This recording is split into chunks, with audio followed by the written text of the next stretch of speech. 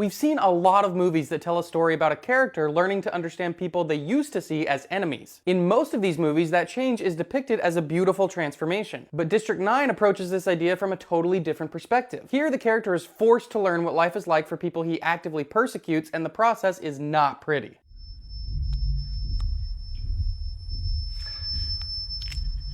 Director Neill Blomkamp used his personal experience of growing up in South Africa under apartheid as the background for a sci-fi story that asks what it will take for human beings to really understand the perspective of someone they see as different from them. We're talking all about it this week in Caden's Movie Club. Spoilers ahead, so if you haven't seen it, beat it. District 9 initially presents itself as a mockumentary with interviews, archival footage, and lots of on-the-street style filming. The doors didn't open for 3 months. It just hovered there. Nobody could get in. The prawn likes to eat the rubber. Bigger, sort of like a marshmallow. No. That feeling of being grounded in reality is really important for this story in particular because it combines real-world situations with the sci-fi concept of aliens. It takes place in an alternate reality where an alien ship arrives on Earth and stops over Johannesburg in 1982. In most sci-fi movies, when aliens come to Earth, they're often depicted as a superior race that's coming to study us or conquer us. But the aliens aboard this ship seem to have arrived by necessity or even by accident.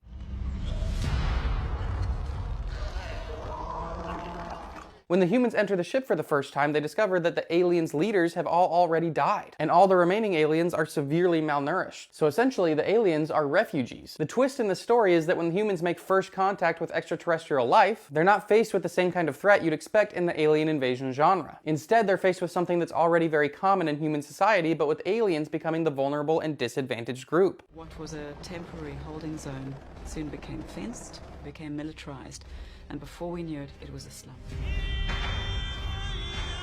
The actual story begins around 30 years later. All of the aliens have been segregated into a part of the city known as District 9. And you'd think that the humans would want to learn everything they can about the aliens, but even after almost 30 years of having them on Earth, most of the humans still don't seem to know all that much. That might seem odd, but when we consider how Blomkamp is using the aliens in the story, it starts to make sense. Blomkamp grew up in South Africa through the 80s and 90s, which means he grew up during apartheid, which was an official system of racial segregation enforced by the South African government. It affected their society in every way imaginable and created a racial hierarchy with the minority white population at the top. This system officially lasted from 1948 to 1994. So it's no coincidence that Blomkamp set the story in Johannesburg, one of South Africa's most prominent cities. The title District 9 is a direct reference to District 6. In 1966, the government declared this residential area to be whites only and forcibly removed 60,000 people to another area 16 miles away. But even after apartheid technically ended, the issues did not suddenly go away. The government continued to displace communities of people and racial tensions remained high. In fact, District 9 was mostly filmed in a real neighborhood where the residents were actively being forced to relocate into government housing. Rather than claiming that the story of District 9 is a direct allegory for any specific moment in the country's history, Blomkamp has suggested that he just wanted to tell a sci-fi story set in the world that he grew up seeing. So let's come back to this idea about how the aliens are portrayed. It's not so much that humans couldn't learn about them, it's more that they don't really want to. Most of the humans only know a few stereotypical things about the aliens, like that they like cat food. We need you to sign there.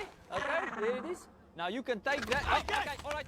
Thomas, wait. Take it easy, my friend. The creatures became incredibly obsessed with cat food. There's something about that. It was like catnip for cats. Some of the humans seem more sympathetic, but most of them still use a derogatory term, prawns, to refer to the aliens. This is because they kind of look like prawns, but it obviously reduces them to unintelligent animals. And the creature design was very deliberate. Blomkamp said that he wanted the aliens to be repulsive at first. He wanted them to be unpleasant to look at, so he designed them to resemble insects. But a key aspect was making sure that they had some human facial features, especially eyes, so that if you looked past the attributes that we naturally reject, you could still connect with them. So all of these elements intentionally reflect the way humans treat other humans when they perceive them as different. They don't bother to really learn what their culture is, where they come from, or why. They often make derogatory names to refer to them, and they usually pick noticeable physical qualities to highlight differences and demean them. And we've talked about this before in Movie Club, but this is what sci-fi excels at. It takes an ordinary situation and heightens it through the use of an extraordinary element. But it only does that to help us look at the ordinary things through a new lens. Sci-fi asks questions. It may not always answer them, but it poses them with these kinds of situations. And through the main character, we see what question the story is asking. Vickis is not a heroic character. At the beginning of the story, he's the exact opposite. He's a mid-level crony working for the MNU, or Multinational United. And what we do here at this department is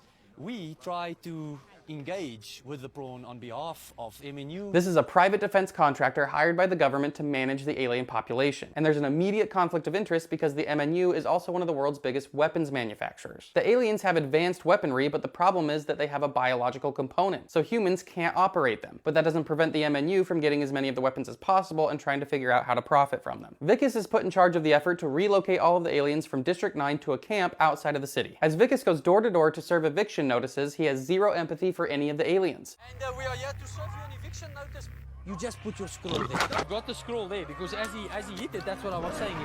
It counts as a scroll. He manipulates them, blackmails them, and anything else necessary to complete his job. But this all changes when he picks up a piece of alien technology. But I don't trust it. You know, I don't trust anything that...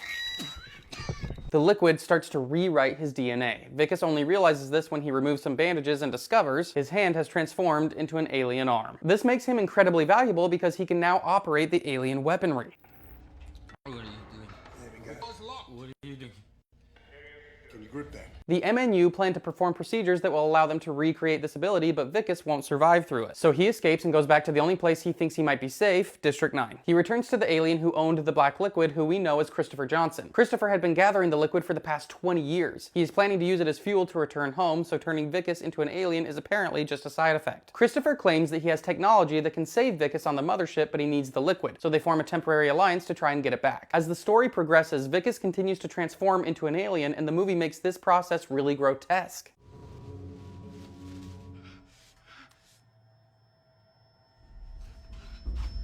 Avatar and District 9 both feature stories where the main character becomes an alien and ends up defending them against humans. Jake Sully learns the Na'vi culture and falls in love with Neytiri. The movie depicts the Na'vi world and their culture as something beautiful that Jake comes to appreciate. He gains empathy and willingly joins them. Vicus has no choice in his transformation, and it is depicted as a horrific process. Vicus only helps Christopher out of necessity, and even then he still resents Christopher and the other aliens through most of the story. He only has a change of heart right at the last second. Listen, you go ahead. You can make it. I'm gonna just hold him off here, and I'll join you soon.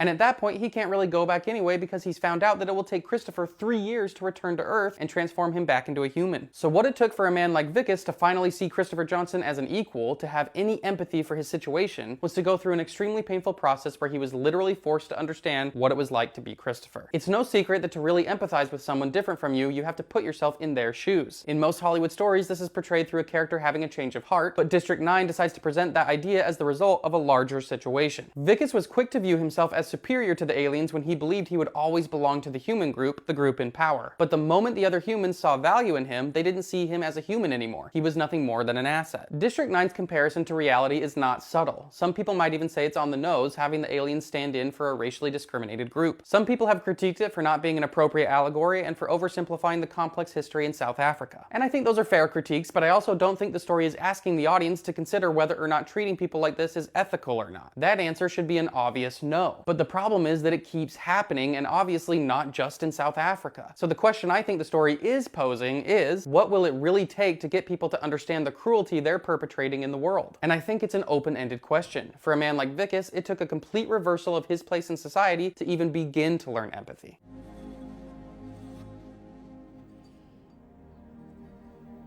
I found this at my front door. My friend said I should just throw it away because it's just a piece of rubbish.